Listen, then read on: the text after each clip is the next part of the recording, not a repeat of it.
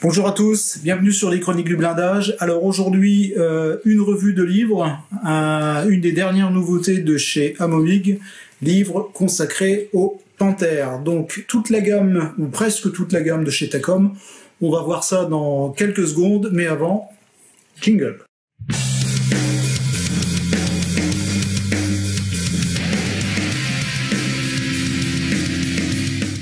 Allez, on découvre ensemble ce très beau livre. Donc c'est un livre d'environ 200 pages, 201 ou 202 de mémoire, disponible en espagnol, en anglais et en français. Je rappelle que la petite pastille en haut à droite est là pour vous informer sur la langue dans laquelle vous allez trouver les textes de ce livre. Alors, les photos sont toujours excellentes, hein, toujours de très belles photos. 13 chapitres. Alors, vous allez y trouver, donc je rappelle que les panthères qui sont illustrées dans ce livre, ce sont des maquettes de la gamme Takom, et donc vous allez y trouver toute la série des panthères du D en passant par le A et en allant jusqu'au G, plus quelques dérivés, à savoir les Berg, les Jagd et quelques projets de Flak Panther, avec ici un écorché, on le verra après.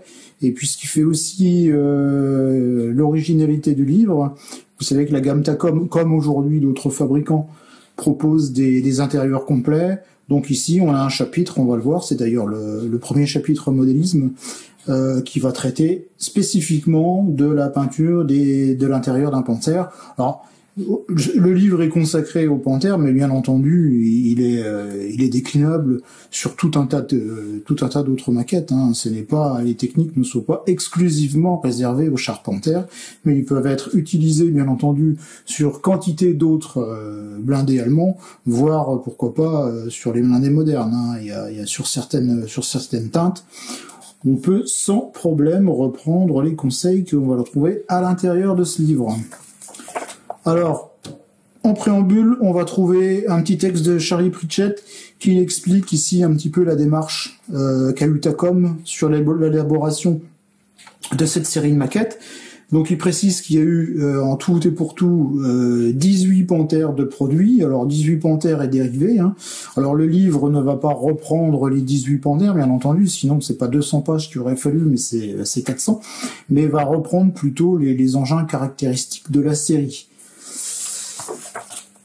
Petite illustration de ce qu'on trouve chez Takom, donc en termes de maquettes. Hein. Donc on a le D, on a le A et on a le G, on a les Jagd, on a les Berg, et puis donc on a aussi ici la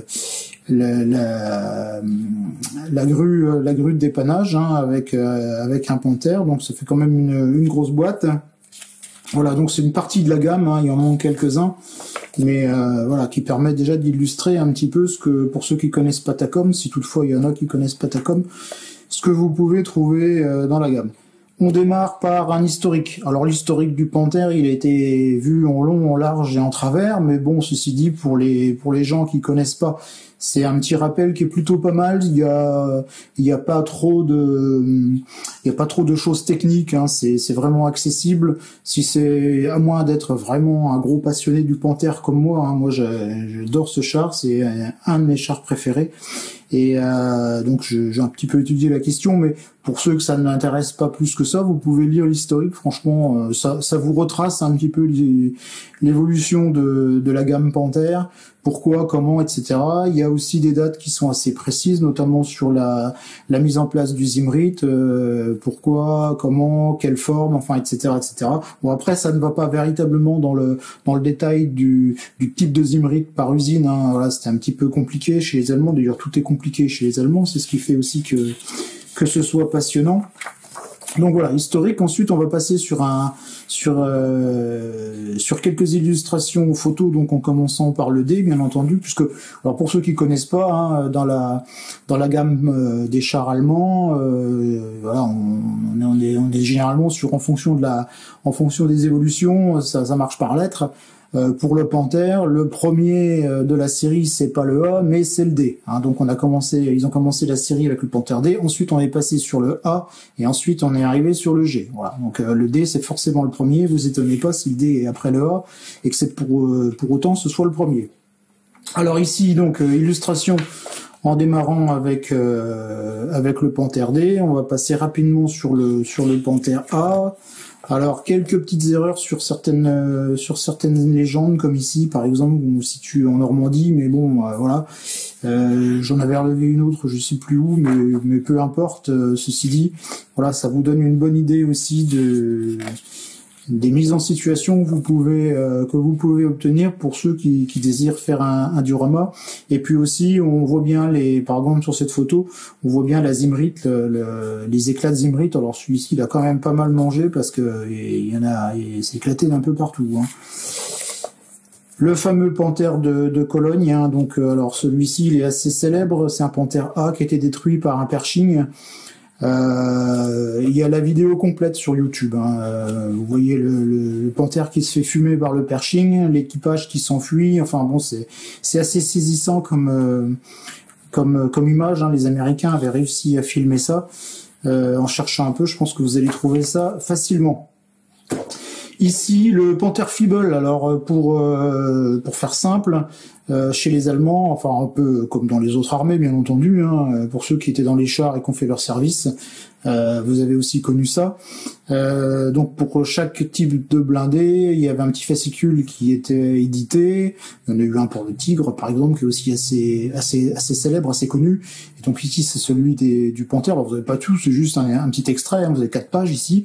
Et donc avec ce fascicule, on expliquait tout ce que l'équipage devait savoir pour entretenir son Panther, pour régler les hausses, régler les mires, voilà, pour entretenir, faire l'entretien courant. Voilà, donc c'est ce que vous avez ici en illustration. Ensuite, on va passer sur quelques petits photoscopes. À mon rappel qu'ils ont édité un ouvrage spécifique sur le G, sur le Panthère, pardon, que vous pouvez toujours vous procurer. Il me semble qu'il est toujours en vente. Hein. Ceci dit, ils sont pas salauds parce qu'ils vous mettent quand même quelques photos à disposition dans le livre. Alors on commence bien sûr par le D, hein, puisque c'est le premier de la série. Bon, celui-ci c'est un panthère qui est en Hollande, donc c'est pareil, il est assez connu et plus beaucoup de dés d'ailleurs qui existent. Je ne sais pas s'il y en a un Kubinka. Bon, celui-ci est très incomplet. Hein. Quand on voit par exemple l'arrière, il reste plus rien. Quoi. Disons que la forme est là. Ensuite, on va passer au panthère A. Alors celui-ci c'est celui de Saumur. Donc voilà, quelques vues intéressantes avec un moteur que vous trouvez aussi à l'intérieur du musée si ma mémoire est bonne. Puis ensuite on termine avec le G avec un camouflage fin de guerre. Alors c'est un G assez tardif hein, avec les cache-flammes derrière. Là. Ça c'était plutôt tardif. Voilà donc quelques gros plans qui vous expliquent notamment la façon dont les outils sont attachés sur les flancs de l'engin. Les jupes spécifiques au Panthère G, les chenilles différentes, différentes, on est plutôt sur des chenilles premier modèle, celles-ci n'ont pas de crampons, alors c'est marrant, ou alors les crampons sont usés. Enfin bon, voilà, donc... Et donc on commence avec la partie modélisme. Et donc le premier chapitre est consacré à la peinture de l'intérieur de la maquette. Alors... Moi, sur celui-ci, je trouve que c'est vraiment très bien parce que c'est vrai qu'on n'a pas trop l'habitude de voir des articles sur les intérieurs de chars, tout simplement parce que, moi, je suis plutôt mitigé. Ceux qui me connaissent le savent. Je suis plutôt mitigé sur les chars avec intérieur, puisque une fois qu'on a tout refermé, franchement, on voit plus grand-chose. Alors ceci dit, si vous voulez faire un intérieur, pourquoi pas laisser ouvert ou comme on le verra après, faire un écorché. C'est tout à fait faisable, hein. Ça permet un petit peu de faire comprendre aux gens et d'expliquer comment était organisé l'intérieur d'un char et notamment l'intérieur d'un panthère. Donc ici on a une très belle peinture qui est faite par Serguy Spetsek, hein. Donc maquettiste bien connu et plutôt de talent. Voilà, donc avec ici en détail tout ce qu'il faut savoir pour le vieillissement, donc l'intérieur de tourelle, l'intérieur du char, Voilà, donc on est, oui, on a quand même des choses qui sont assez réalistes. Hein. Et on termine par le moteur. Ici les radios. Donc voilà, c'est très très complet. Hein. Les intérieurs Tacom sont vraiment très très complets. Bon, là ici, il referme un petit peu pour qu'on puisse un petit peu voir comment ça se passe au niveau de la plage arrière lorsque les plaques sont enlevées. Hein. Donc ici, on a la plaque amovible. Enfin, ce sont toutes des plaques amovibles, mais ici c'est la plaque moteur. Et ici, on est sur les ventilateurs et les accès au réservoir. Ensuite, on passe sur un article de Charlie Pritchett. Alors, c'est pas vraiment un article, hein, c'est plutôt là, on est plutôt sur de la photo. Il n'y a pas véritablement d'explication. Donc là, on est sur un écorché, comme ça s'est fait avec un tigre. Je crois que c'est en Angleterre. Il doit y avoir dans un musée un tigre qui a été découpé, ou tout du moins une partie des plaques qui avait été découpée pour que les gens puissent voir ce qui se passait un petit peu à l'intérieur. Donc ici, bah voilà, c'est le cas. Hein, avec les barres de torsion, enfin voilà, etc. Donc, et puis donc la partie, le compartiment de combat et la partie moteur. Donc c'est plutôt pas mal. Hein. Bon, si vous voulez sacrifier aussi une maquette et puis faire un truc dans ce genre-là, c'est assez intéressant de voir un petit peu comment est organisé l'intérieur d'un char. Voilà, donc je vous disais, c'est pas véritablement un article parce qu'on n'a pas beaucoup de texte, on en a même pas du tout, mais on a des photos de la maquette, de l'écorché pris de tous les côtés, y compris du côté où on ne voit pas l'intérieur. Ensuite, on va passer sur une maquette de Panthère D, avec une zimrite en damier, assez caractéristique. Alors les dés ont été zimrités assez tardivement, puisque quand les premiers dés sont arrivés, la zimrite n'était pas encore appliquée sur les chars. Donc c'est plutôt de la zimrite appliquée sur le terrain, donc avec des formes un peu laissées à l'appréciation, même s'il y avait des normes, c'est plutôt laissé quand même à l'appréciation et fait avec les moyens du bord. Donc voilà, ici on a aussi l'intérieur qui est mis en peinture. Hein. Alors on passe un peu plus vite sur la partie intérieure, puisque là on est sur une maquette complète. Hein. Voilà, ici un petit truc intéressant pour réaliser du camouflage à partir de masques. L'utilisation des œils brocheurs. La partie patine et salissage du dessous de caisse. Un peu de rouille. Et les accessoires. Ensuite, on revient avec Charlie Pritchett qui fait un article cette fois sur un Berg. Donc le A. Alors là, je trouve que c'est intéressant par contre sur ce type de maquette de monter l'intérieur, puisque effectivement le Berg, pardon, laisse entrevoir une bonne partie de l'intérieur. Donc là, on est plutôt sur quelque chose d'indispensable lorsque l'on souhaite réaliser un intérieur de char. Alors voilà, donc pareil, donc on est un peu sur une technique identique à ce qu'on a vu tout à l'heure, et ça donne vraiment des effets qui sont très intéressants. Alors ici avec le treuil, caractéristique des Berg.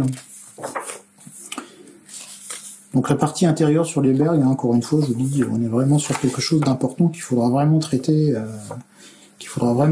comme on traitera l'extérieur, puisque c'est quand même une partie de la maquette qui restera extrêmement visible. Ensuite, donc la partie extérieure, cette fois, avec la mise en peinture, le salissage du bas de caisse.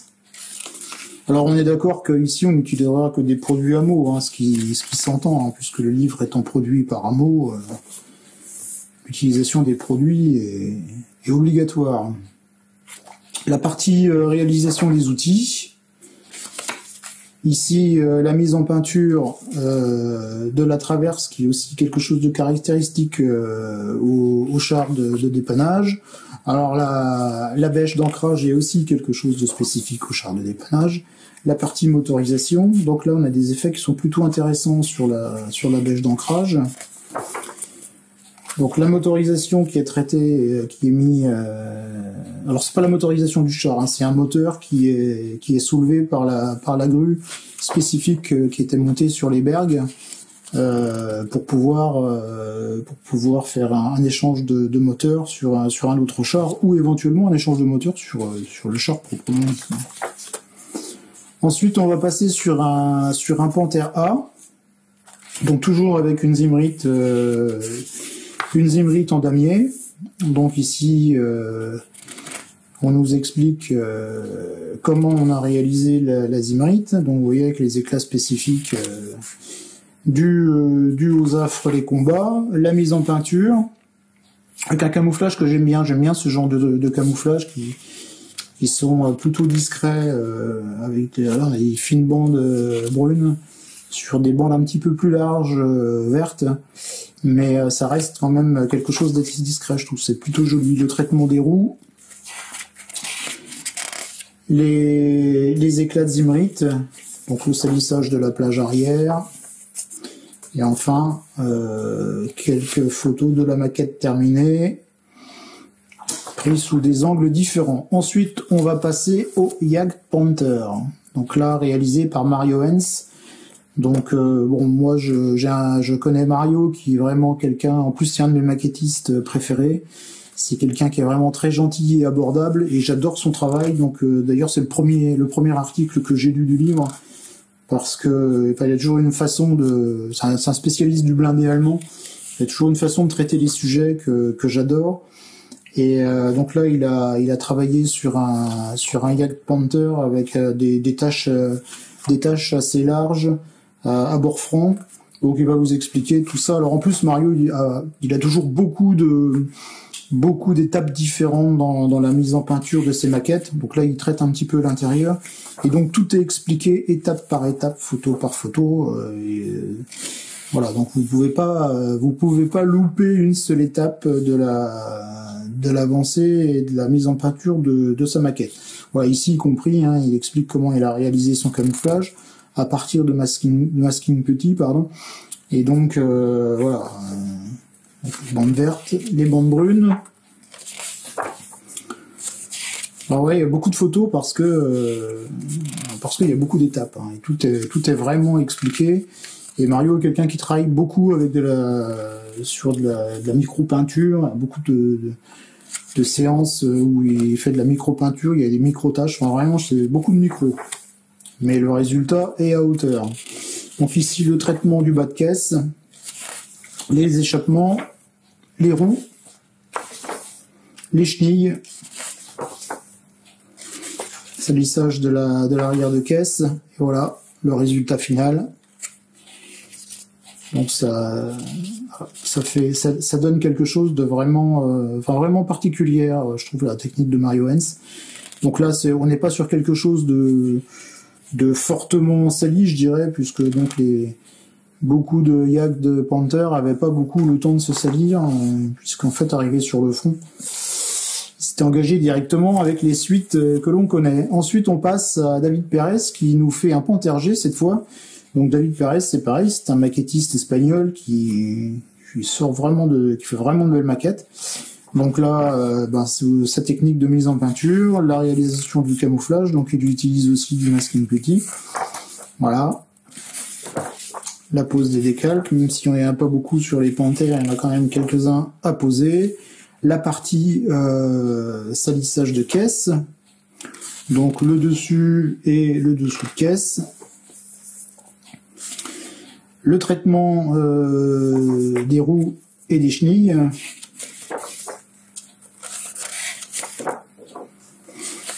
Et ensuite, on va passer sur une maquette avec deux possibilités. Donc le Flat Panzer Panther, donc avec un choix de 2 tourelles. Donc ici, on est sur la même caisse sur laquelle on pourra adapter l'une ou l'autre des tourelles. Donc le montage de la caisse, la mise en peinture. Ensuite, on passe sur les tourelles. Donc elles sont traitées de 2 façons différentes, mais avec une dominante rouge minium, pour marquer, je dirais, la fin du conflit. La mise en peinture de la caisse avec un camouflage de ton plutôt abîmé.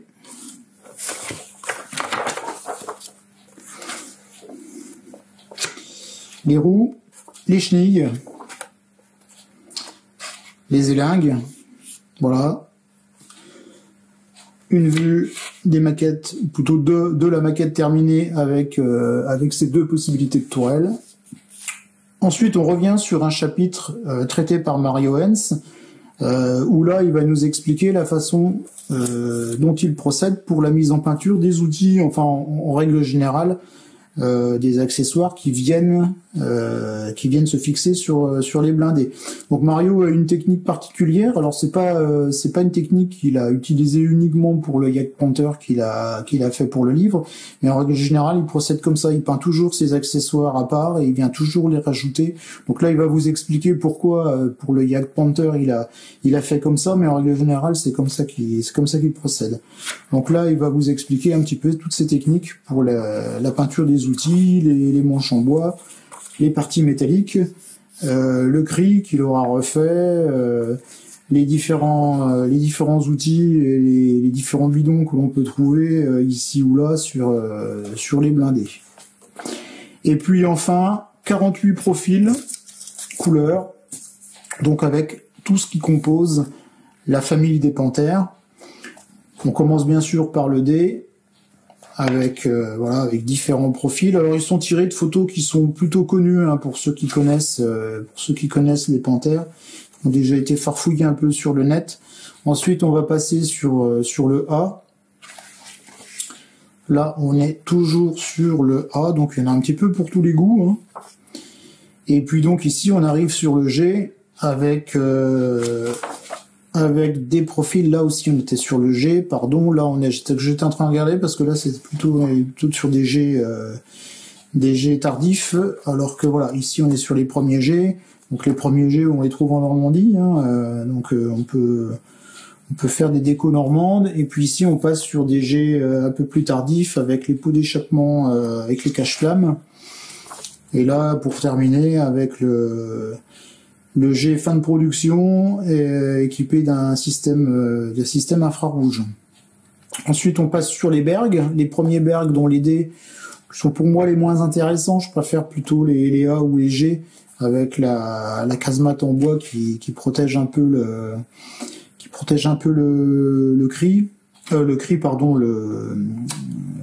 moteur de l'élingue. Voilà, ça m'apprendra. J'étais en même temps en train de lire parce que celui-ci, sans camouflage, c'est un berg de Panthera en gris. C'est un truc, j'étais passé un petit peu à côté de celui-ci. J'avais eu beaucoup de camouflage, mais pas celui-ci. Voilà, donc le moteur du treuil, ce que je vous disais tout à l'heure. Hein, voilà, donc ici on a un berg français, donc en mai 51, donc peut être quelque chose de sympa à faire, hein, du 503e régiment de chars de combat de Mourmelon, régiment que je connais plutôt bien. Ensuite, on va passer sur les yachts, les spécifiques, donc ici les flaques. Et puis voilà, on arrive à la fin avec encore quelques photos. Et voilà, on arrive à la fin. Donc, je vous rappelle que vous avez 13 chapitres, et donc dans ces 13 chapitres, l'ensemble de ce dont je viens de vous parler. Voilà, j'espère que cette présentation vous aura éclairé un petit peu plus sur cette nouveauté de chez Amomig. Donc pour les passionnés du Panther, eh bien vous savez ce qu'il vous reste à faire, hein. Et puis pour les autres, il y a aussi de très belles choses à apprendre, et de très belles techniques aussi, des choses intéressantes à l'intérieur de ce livre. Donc je ne saurais que trop vous inviter à vous le procurer pour y découvrir toutes les choses qui sont à l'intérieur. Sur ce, il ne me reste plus qu'à vous dire à très bientôt sur les Chroniques du blindage.